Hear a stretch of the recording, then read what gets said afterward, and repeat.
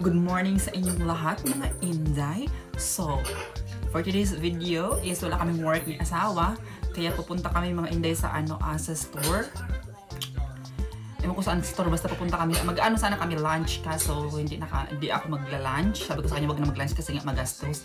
Abutin naman ng $80 mga Inday, so hindi na muna magla-lunch. Gusto ko yung lunch namin, i-grocery na lang namin para may pagkain kami for week dito sa bahay. So, may mga Inday mag-get ready with me tayo ng ating best. Kasi actually mga Inday kagigising ko lang, alas 11 na dito. So, pagigising ko lang, and then ngayon samahan nyo ako mag-get ready with me tayo para naman pretty tayo mga Inday. So first mga Inday, gagamit tayo ng toner para sa ating mga pores.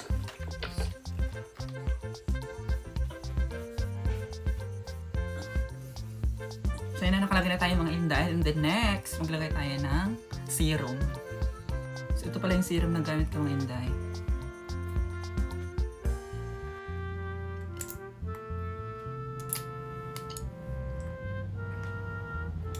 So yan mga Inday, nakalagay na tayo ng serum. Blend na natin.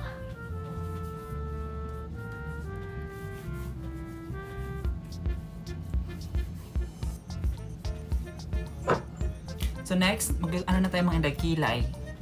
So para presentable tayo sa ating vlog, magagilay na tayo. I-brush up ko muna yung natin. Love Your TV is very noisy. I'm turning it down. It's every other channel is a little bit louder or not. So ayun, naka-brush up na ako mga Inday, magkikilay na tayo. So ang gamit kong pangkilay mga Inday is NYX. Si Ariel ba? Ay, Ariel? So magkilay na ako mga Inday ha. Ganito pagkilay dito.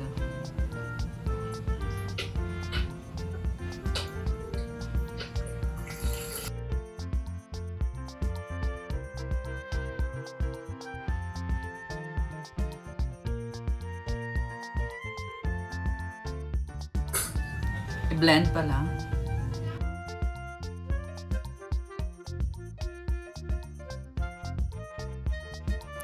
So yun mga Inday, mag-ano na tayo, voice over, kasi nga yung anak ng asawa ko nagpa-music siya kasi nag-workout, so medyo maingay yung background natin, baka maano tayo copyright. And then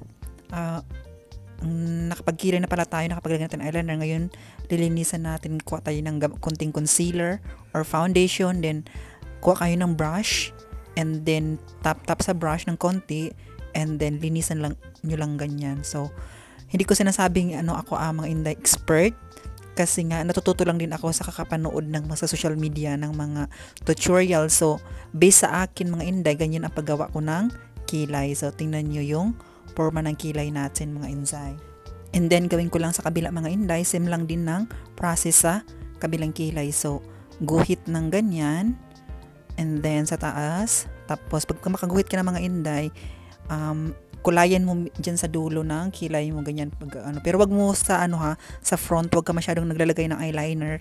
I mean kayo ba, wag. Tapos kuha kayo ng spoolie na brush, then i-blend nyo lang, tapos yung excess doon sa gilid ilagay nyo sa front, so para ma-blend siya. And then kuha ulit ng brush, kuha ng foundation or concealer, linisan ganyan mga Inday. Ganyan ako magkilay mga Inday. Ayan. Kaya nape-perfect natin yung kilay natin kasi nga nalilinis natin. So sa mga beginner dyan, kaya nyo din yung gawin yung ginawa natin. And then yan na yung kilay ko mga Inday. So ayan na, diba? Medyo maganda naman yung kilay natin for today's video. So anyway mga Inday, mag-aano pala kami ni asawa ko, sana magdi-date. Lalabas sana kami, kakain kami sa labas. Kaso sabi ko sa kanya, hindi na kami lalabas. Hindi na kami kakain sa labas. Yung i-spend namin sa sa pagkain or sa restaurant na gagastusin namin, i-grocery na lang namin. So at least may pagkain ako or kami dalawa for 1 week. So yun mga Inday, nagdesisyon ako na punta lang kami ng Filipino store at doon na lang kami mamili ng mga Asian food. Kasi mga Inday, minsan yung asawa ko makain din siya ng Asian food. Kumakain siya ng mga Inday, pampano ba? So ang ginawa ko is nagbili ako ng isda doon kasi gusto niya ng fish.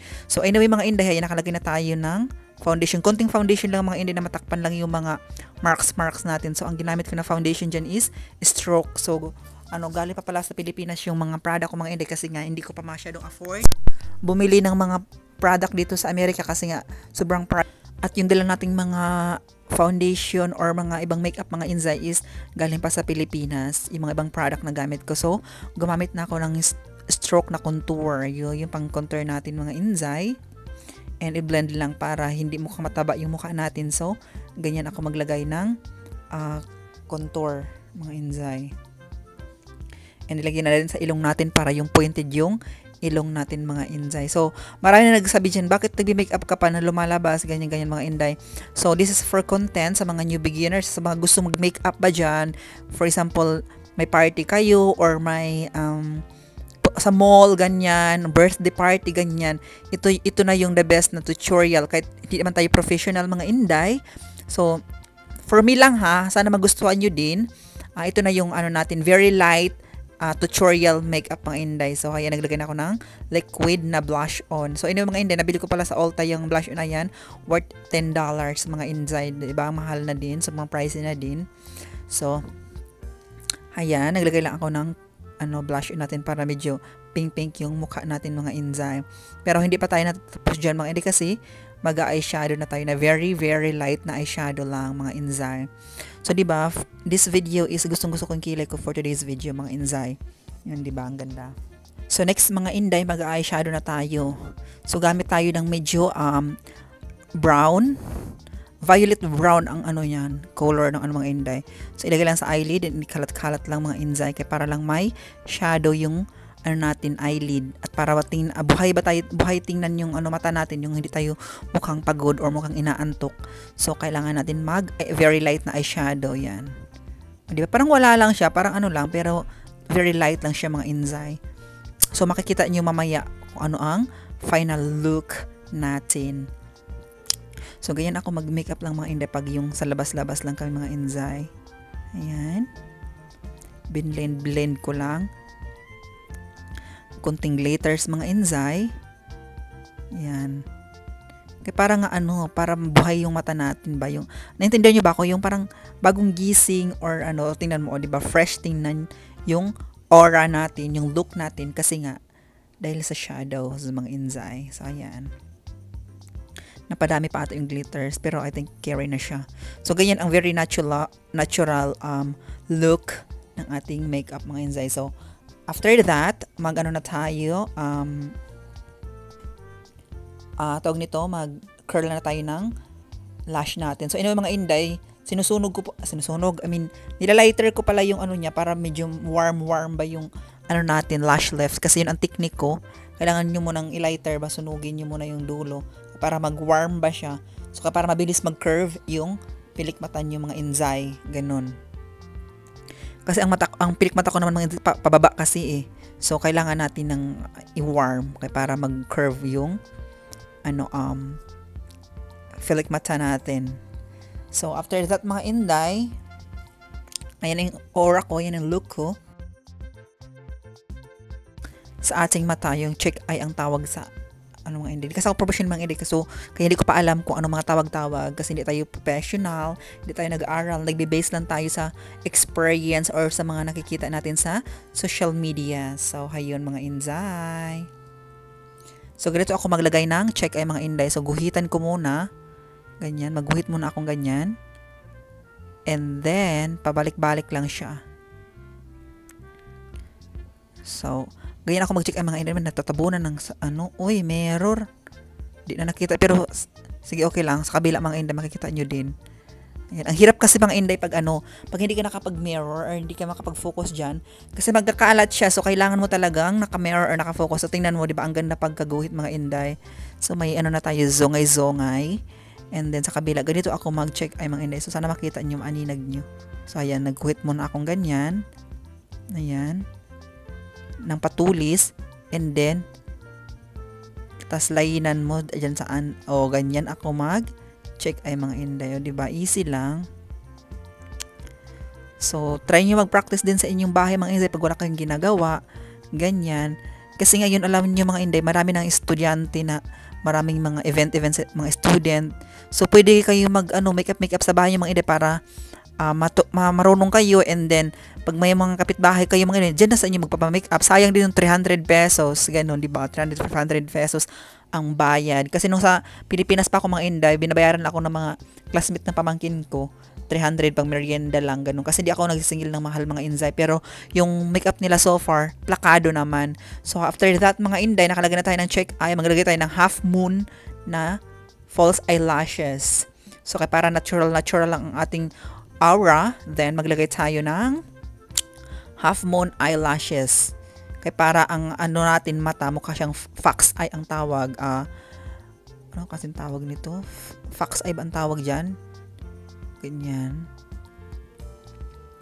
So ayan mga Inday, di ba oh? Hindi masyadong halata, pero bongga siya tingnan. Ayan, kasi nga kalahati lang yung false eyelash, na sa dulo ko lang siya nilagay mga Inday.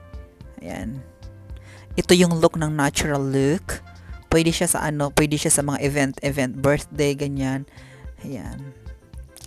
Kung gusto niyo din ng mga Inday, mga pageant na mga makeup, sabihin nyo lang, mag-comment lang kayo mga Inday, or debut, or kasal, mga Inday, sabihin nyo lang, try natin mag-makeup for you, mga Inday, so para may idea kayo. So anyway, mga Inday, may upload pala ako na makeup tutorial ko nung kinasal ako, kasi ako lang nag-makeup nung kasal ko doon sa isa kong YouTube channel. So sana panoorin nyo dyan, mga Inday. But this our channel here, this is our makeup tutorial channel, at saka mga get ready with me, at saka mga Shein, yung mga ipapakita ba yung mga Shein na order, ganyan mga Inday, outfit check, mga ganyan-ganyan. Ano kasi tawag nun, yung bibili ka ng Shein tapos papakita mo, ano kasi tawag dun? Kabulokin ng bayot. Hindi ka antigo mag-explain. So, ayan mga Inday, basta ngayon, ang ibig sabihin, ano kasi fina-flex yung mga order, ganyan mga Inday. So, itong account ko na to, dito tayo mag-flex and makeup tutorial. So, sana magustuhan. Diba mga Inday, ang tingnan yung aura natin. Diba? Super natural lang, super buhay ang ating mata, super fresh lang. So, naglagay na ako ng contour ng ilong, mga Inday, kaya para plakado ang ating ilong, para talagang matangos ang ating ilong. And then, maglagay ako ng konting highlighter sa ating point ng ating nose, mga Inday, kaya para talaga pointed ang ating ilong. So, ayan mga Inday. Anyway, sobrang itim ko na mga Inday, kasi nga, diba, 1 week kami doon sa hunting, kaya nag-itim-itim tayo, which is gusto niya asawa ko mga Inday, kasi nga gusto niya yung kulay ko, so I love it. So after that mga Inday, naglagay tayo ng highlighter sa ating nose, maglagay tayo ng very light na blush on mga Inday. Huwag na masyadong pink talaga mga Inday, kasi nga baka sabihin nila lasing tayo, or baka sabihin nilang sinampal tayo ng 10,000 demonyo. So ganyan, very light lang ang ating blush on mga Inday. Ayan. Kung may kayo dyan mga Inday, red na blush on, and then brown. Yung brown at saka red, i-combine niyo mga Inday, tapos ilagay niyo sa pes niyo. Kaya para yung pes niyo, siya, very natural look lang. So, naglagay na ako ng loose powder, kaya para matabunan na lahat yung mga, mga ebidensya, charing lang. So, after that, mga Inday, tapos na ako niyan. Ganyan na yung aura natin. Then, mag-setting spray. So, huwag kalimutan ang setting spray, mga Inday, kasi para plakado yung makeup, hindi maghulas, at saka para kahit ilang araw, nababad ka sa araw or nasa labas ka, plakado pa din ang pes mo dahil sa setting spray. So, ang recommended ko pala na setting spray mga Inday, kahit expensive siya, ay Charlotte Tilbury. Oh my God, mga Inday, super obsessed talaga ako dyan mga Inday. Kaso nga, hindi natin afford. Sobrang maharlika ng Pilipinas. Charing. So, ayan mga Inday. So, ang dreams ko is yung concealer nila mga Inday. Kaso, di ko pa afford kasi nga, $45. Oh my God, mga Inday. Sobrang expensive. So, we need to, wait muna tayo mga Inday na makapagtrabaho or makapag-earn para may makabili tayo ng sarili nating product gamit ang ating pera. Kasi, masama palaging umaasa sa asawa. So, after that mga Inday, maglagay lang ako ng lip tint. Lip tint lang ang gamitin natin para hindi tayo mukhang bruha, mukhang talaga. So, ganyan yung look ko mga Inday. Nagkulot yung buhok ko kasi nga, hindi ko na blower, inipit ko magdamag. So, ganyan yung book natin, nagkulot-kulot siya. So, ayan. Anyway, thank you Ashera Dai for lip tint pala. Sponsor ni Ashera yan. Thank you so much, Dai. Diba? Ganda ng lip tint niya, Dai. Oil, may oil na pala siya mga Inday para maprotektahan yung lips mo kasi nga yung lips ko mga inday nagvavalat siya. Kaya ayun ang gamit ko, di ba?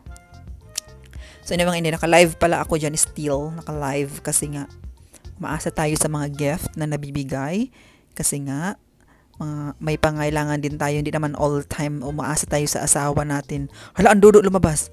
Hindi man tayo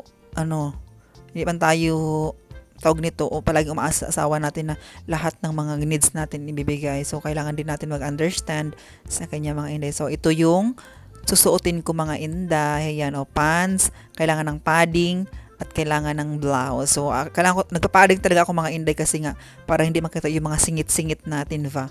So ayan yung outfit natin for today's video.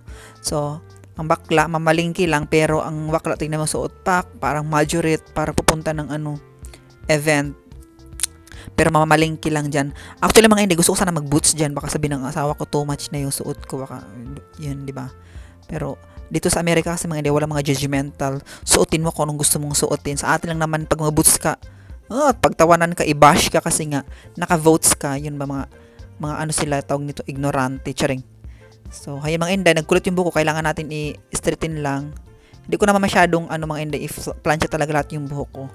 Ko lang, tanggalin ko lang yung curly mga inday. Ayan. Ay mga inday, yung buko, sobrang bait ng buko mga inday kasi nga nagbe-base siya ba, yung parang nagfa-follow siya sa anong gusto ko. For example, sabi kong mag-straighten ko yung buko, straight din siya mga inday kahit ilang oras pa yan, mag-straight siya. Ganun kung kulot din siya mga inday 24 hours, o di ba? Kaunti lang ng plancha mga inday, nabagsak ng ating buhok. So thank you for my hair, ganon. O, di ba? Ganyan yung itsura natin din. Magsuot lang tayo ng flat shoes, Havaianas. Ganyan. Favorite ko talaga Havaianas mga inday kahit ilang years. Uabot siya ng 3 years to 4 years mga inday. Hindi talaga masisira yung Havaianas kasi sobrang natibay siya mga inzay. So, kung may pera kayo, mag-Havaianas na kayo mga inday, at least naka-save pa kayo kasi kung bibili kayo ng tag 50, 100 na chinelas na mga inday, Diyos ko, ilang mga siguro ilang weeks or month, sira ka agad. So, ganun din ang bilang. So, bili ka na lang ng matibay, affordable pa. So, gamit tayo ng Relo. Sa Pilipinas ka pa nabili yan, Unisalver. And, ayan mga inday. Yung Relo pala mga inday na yan, nagbe-base siya mga inday sa din, sa lugar. So, siya mga inday, nag-change siya ng lugar ba, nag-change siya ng time dito sa Amerika. So, ayan, kaya ginagamit na natin yung ating Relos. So, ayan yung itsura ng bakla. Oh, di ba? Mukha siyang GRO. Charing.